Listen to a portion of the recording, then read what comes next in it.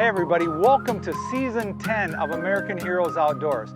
Man, it's been 10 years that we've been telling the stories of our nation's true heroes. Those first responders, those firefighters, those veterans, those people and emergency responders that do everything without asking for anything in return. Welcome to our debut for Season 10. We are headed to Colorado to fish with an organization called Angling with Officers. We found out about Angling with Officers when we were out in Lake Erie last year fishing with the Zambreski brothers and learned that they had a program taking officers out and actually a fishing contest. And it really sparked our interest, because if we can help officers and tell their stories, that's what we're all about. So here we are. We're headed out to Colorado. We'll also be honoring our next SCHEELS Hometown Hero, David Pearcy. So stay with us. We'll be right back.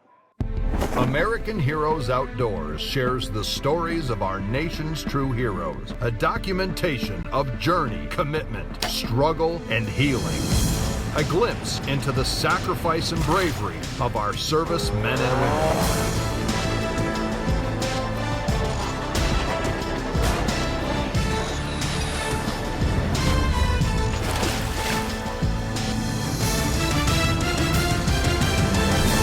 This is American Heroes Outdoors.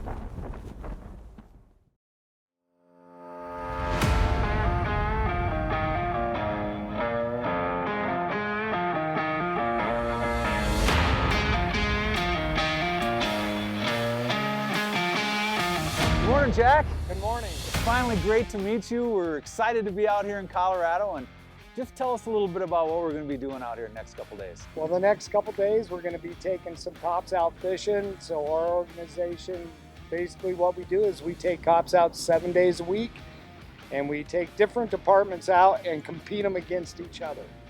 So we make it like a tournament series, and the cops are allowed to bring their kids, their wives, significant others, whoever they want to bring. And we go out and try to catch as many fish as we can. Awesome. Well, we're looking forward to a great day, and we'll have a lot more conversations here over the next couple days. Let's hope we catch a lot of fish.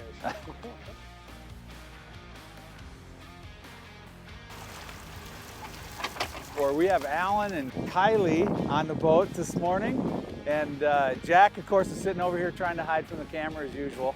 So we're with Angling with Officers out here on Chatfield Reservoir in Littleton, Colorado. So we're going to get after the walleyes this morning. We're going to do some trolling and see if we can't pick up some fish this morning and tell some more stories about these great police officers that live out here in Colorado. So stay tuned. Outside, let's go on the outside of them, and then we're gonna, when we get to the end of the buoys, we're gonna come into, I would say, like 14 to 10 foot. Back, we tapped it. Well, you haven't got nothing in yet. Exactly. Yeah, there's a fish on there. The line is, see? Oh yeah. It's a little one. It's a little guy. Still a fish though. So I grew up in Colorado, born and raised, to college in Greeley, in Denver, and then actually became a teacher and taught preschool and kindergarten for 3 years, and then decided I wanted to change careers, and went on a bunch of ride-alongs with my dad, and he was a police officer, and I just was really excited every time I was out there, and decided that's what I wanted to do, and went and applied to be a police officer and got it, and now I'm a police officer. I have two children, two daughters, yeah. And one is Kylie, who is with us today, and she's beaten me so far in the fishing gig here, but we'll fix that. Well, I told her I'm going to do the biggest. She can get the most, but I'm going to get the biggest. So anyway, and she's working actually as a Wheat Ridge police officer. She's just early in her career now. And then I have her little sister. My youngest daughter's 23, and she's a Shawnee police officer in Kansas. My goal was to work with my dad. Didn't get to do that, but hopefully maybe one day. I think getting his call right off the bat that was probably like the worst call I've ever had. Kind of set my mindset to what to expect on future calls. It was April 13th of 2022.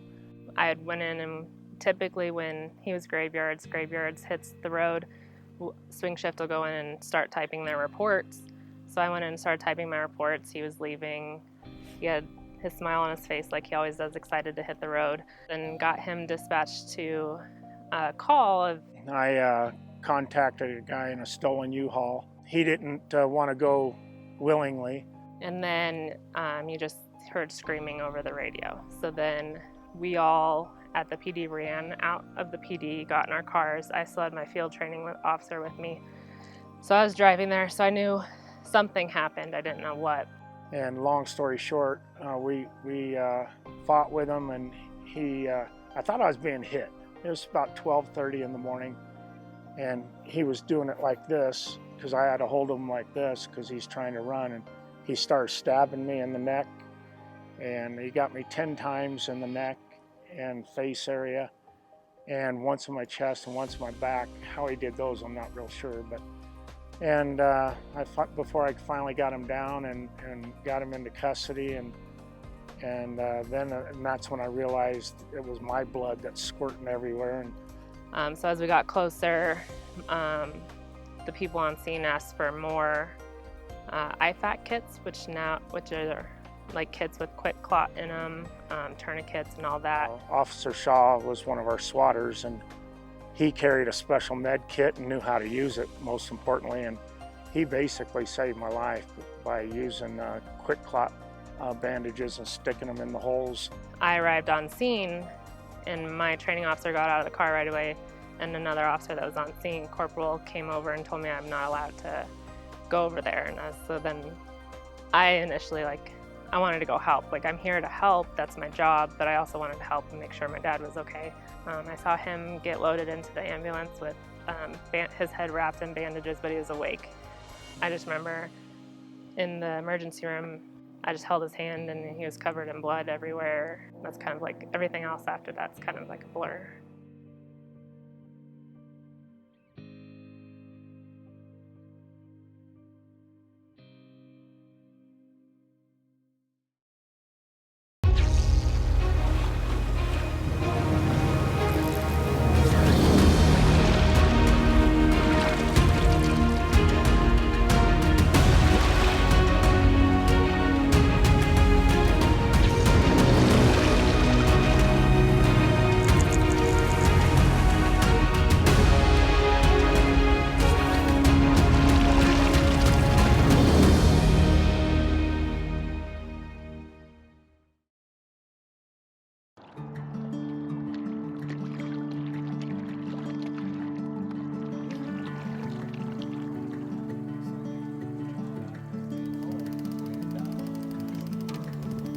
Oh, yeah. Way back. White bird? Yeah, control. Oh, yeah, nice. Do those count? Nope. Oh, thank you. Only wall. Oh, it's cool. This is our... I almost bled to death, and I've had several surgeries since then, and one of the consequences is my left eye. He severed a bunch of nerves, and my eye I can't close or blink. Okay. But on June 1st, I had a major surgery where they peeled back my face and tried to repair the nerves, and it's coming along pretty good. And the doctor said it'd be about 12 months. He said it'd be 18 months on my eye. So I'm still holding out hope that the eye will start regenerating. And a lot of the recovery phase for me, because this has been, we're entering 14 months. Right. And a lot of it's been the mental part. It's been a roller coaster. The first 3 months were fine. It was just kind of what it was. I mean, You'll get down in the dumps like I did. I think I got a little depressed a little bit afterwards, because one of my main goals was wanting to work with him and not getting to do that. Right. But just keep going, it's worth it. The citizens need you, and you're there to help them, whether in that moment they may not like you, but they'll come back to you eventually and thank you for what you did to them. well, I'm pretty proud of my girls, I really am, because I know how difficult it can be, and for them to be doing it and doing well at it, it just tickles me to death, really.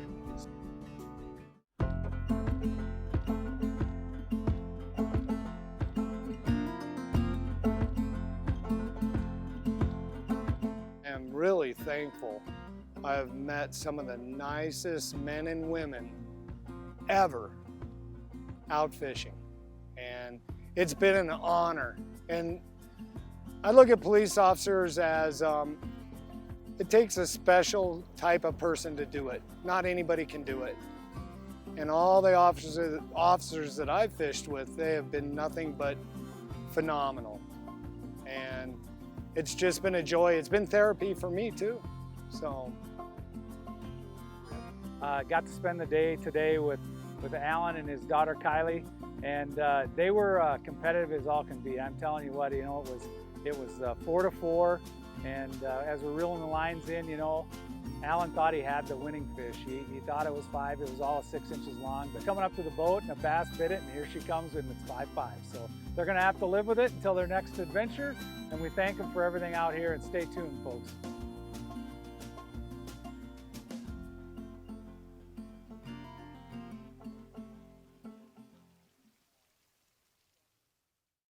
Designed for deep water and big waves, the Skeeter WX series offers no compromise performance, and the Solaris series brings the whole family together. Proven with 21 consecutive NMMA Consumer Satisfaction Awards. When you're ready to rule the water regardless of the conditions, the WX series will take you where you want to go in style, comfort, and safety. Bringing your family closer together fishing or skiing, the Solaris series can do it all. Skeeter, it's more than just a boat, it's a lifestyle.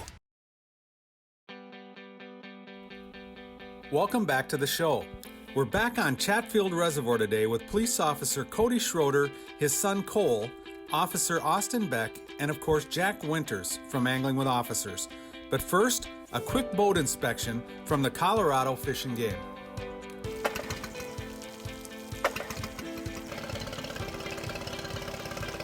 Good morning, Jack. Good morning. Green Hornet. Get started. I'm gonna pull us out a little bit deeper because I'm seeing too much garbage on the bottom. No, this way or this way. When we pull these and it gets windy, it's spinning like this.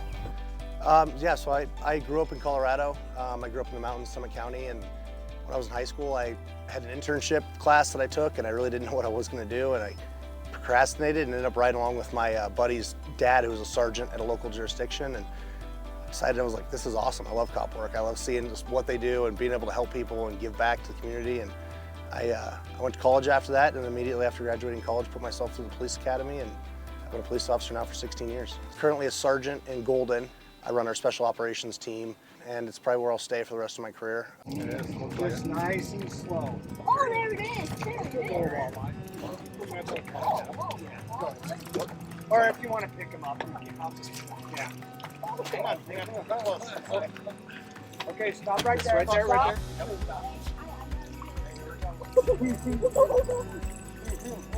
All right, nice job, bud. Nice job. Yep, it's not gonna move. I took it away from you. You know, it's interesting. Jack contacted me and my commander and told us about this program. And at first, I was like, okay, what's it about? I don't know. It sounds like there's got to be more to it. And then the more Jack and I talked, it was very clear that this was an awesome opportunity to get myself and my officers out of the office into a relaxing environment, come out, catch some fish. We're still being competitive with the other departments and trying to win the tournament. But if nothing else, like, I'm out here on a beautiful sunny day, hanging out, trying to catch fish, getting some real professional guidance on it, which I don't have. So it's a real interesting opportunity for us to come and fish with people that know what they're doing and get hopefully some walleye today. It looks like he might have popped, but he was on there for a minute. We'll see.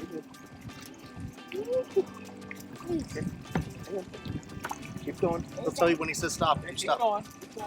Okay, stop. Stop. I'm gonna lift up.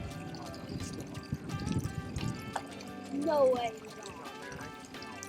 This is a bigger one too. Well, up right there. Because we're going to keep. So stop. Oh, look at that one. Oh, we might be able to measure that one for the tournament. It is truly a great job, and it's probably one of the only careers where you actually do get to see a change in people's life. You get to contribute to helping people, making things better, making the world a safer and better place. And at the end of the day, all the bad is outweighed by that. It's a great job. I can tell you right now, I've been able to respond to calls where people have been in the worst moment of their life and make a positive moment on them and literally change their life. And you don't get many opportunities like that. And law enforcement is one of the few where you get to go and respond to tragedy and make positive for people. And it's why I'm still in the job. It's why I'll be in the job until I retire. And it's a truly great career and opportunity. American Heroes Outdoors is brought to you by Skeeter Boats and Yamaha Outboards, SCHEELS, Disabled American Veterans, Woodland Resort, Smoky Hills Outdoor Store and Ice Castle Fish Houses, Minn Kota and Hummingbird, Innovative Sign and Graphics, S&S Promotional Group, and Base Camp Country Real Estate. DAV of Minnesota Outdoor Program. The DAV of Minnesota, fulfilling the promises to the men and women who served. The healing powers of nature is vital for veterans when they can no longer get themselves into the outdoors or just don't have the resources to do so. DAV of Minnesota designs programs to bring veterans together in a natural setting. Visit davmn.org.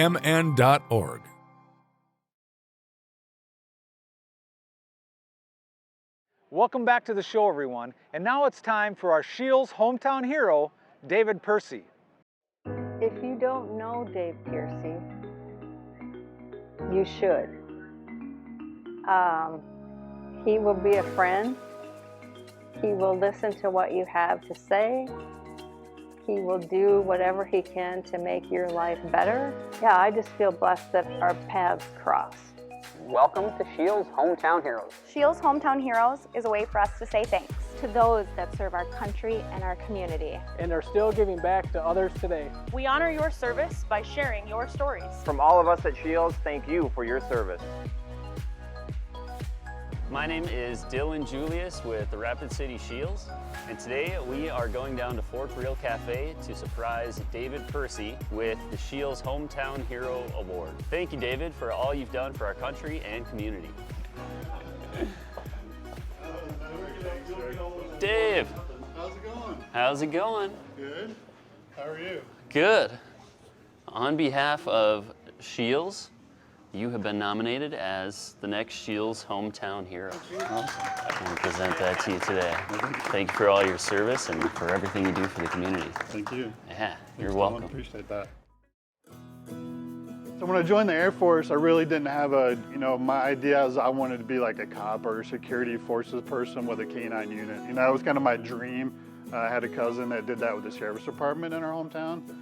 That didn't work out. I guess someone had other plans for me. So I got selected to go to air traffic control school. Looking back on that now, it was a great stepping stone to where I'm at today. I retired in 2010 again. I took a job at Rapid City Regional Airport here as an air traffic controller, and I've been there for 12 years. I was in the military for 22 years, and I did air traffic control the whole time. Some of my travels, talking about leaving home, leaving family. Got married. We moved all the way from Florida to California. That was my first base at Castle Air Force Base in California. We were there for 7 years, and then we moved to South Carolina, the Shaw Air Force Base. We went to Germany for 4 years, and then in 2004 we left Germany and we got assigned here to Ellsworth Air Force Base in Rapid City, South Dakota. He went to Iraq, but he went to Iraq when we were in Germany, so that was a little bit more challenging because it wasn't close to home, and just having to work out, the different details of all of those things. And just before he was to come home, he called me real quick to say, "Just want you to know that I'm safe. Turn on CNN." That's all they could say. And so I turned on CNN, and then there you see the explosions of where he was stationed, and I'm like, I kind of wish I didn't turn on CNN. But I knew he was okay. That was probably the most stressful in having the kids. It's definitely a high stressful job depending on the location where you work. Things happen over period of minutes. You have to have a calm demeanor in an emergency situation. And that's what I find most rewarding about it. And at the end of the day, it's a big responsibility. And if there's no emergency throughout a day, we call that a great day. So. He works full-time. When he is not at work doing his real job, he is here doing things with Rhonda so they can make this work. He is behind her 100%. 2015 to 2017, Rhonda came home and she said, hey, she was teaching 2nd and 3rd grade, I remember. And she's like, I'm starting to notice like some kids are coming to school hungry. So from that conversation, a few weeks later, she came home again and said, hey, I have this vision of bringing people together in a cafe setting, because I have no idea what that looks like. So what does that mean exactly, right? I had no idea what it looked like, and so as a teacher, you were supposed to have a plan and everything laid out, and that was not it. It was really a step of faith. And so when I told David, I said, hey, I feel God's calling me to step away from teaching and to pull food and people together in the community. And so the entire time along the way, he has supported me 100%. He has still questioned as to what it may look like at the end, which I think we all did, and just one piece at a time. So a gifted meal is a meal that people can come in and exchange 30 minutes of volunteering for that meal if they can't afford to buy it. People can come in and pay it forward. You can come in and say, hey, I'll pay $10 for my meal, here's another $10 to pay it forward for somebody else's meal. It works like that. A lot of people think when it's a pay what you can cafe, they think it's going to be a typical soup kitchen, and it's not. And so it's a place where people can come, whether they have the means to pay, or they want to volunteer, or they have lots of means and they want to give a little extra. And so it's really, food is that piece that brings people together. And when you sit down at a table, I truly believe we could solve the world's problems at the table. We got to help people. It's all about helping people. So at the end of the day, that's why we're here. That's what we're going to do. We're here to help people, gather the community. It's here because of the community, because the community has come in. We just kind of orchestrated what it looks like. There's opportunities all over the place. If you just look for an opportunity to get involved somewhere, Fork Reel is just one place, but I challenge people, just get involved in your community if you can do it.